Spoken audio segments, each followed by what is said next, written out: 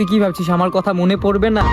আরে দাঁড়া, মনে পড়বে পড়বে। এখন তো তোর কাছে অনেক আছে না, তাই একটা মানুষ হারানোর অভাব বুঝতেছিস না। মনে পড়বে, খুব ভাবে মনে পড়বে। কেন বলতো?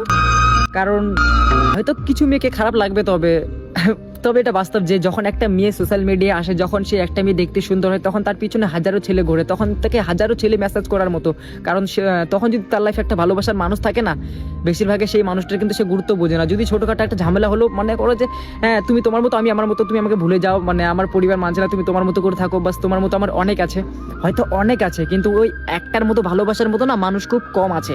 হ্যাঁ, এরকম আমি দেখেছি এখনকার জেনারেশনে। মনে করো যখন একটা জেনারেশন ঝগড়া কিংবা ঝামেলা হয়ে যায় না, হ্যাঁ মুখের পর সোজা বলে দেয় যে না ব্রেকআপ, হ্যান তেন, আমি তোমাকে ছাড়া ভালো থাকবো, তুমি আমাকে ভুলে যাও, আমি থাকতে পারবো না।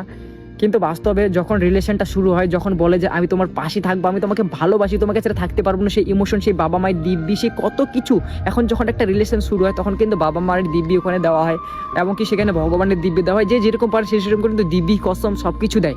কিন্তু শেষমেশ যখন একটা ছোটোখাটো ঝামেলা কিংবা ঝগড়া হয় না, তখন সেই সবগুলো ভুলে যায়। কারণ এখন মানুষ তো বাবা মায়ের দিব্যি খেয়েও মিথ্যে কথা বলে, এবং কি কত কিছু নিজের চোখে আমি এসব দেখেছি ভাই। এখনকার সত্যি কথা বলতে লাইফে একা থাকো, ভালো থাকবে।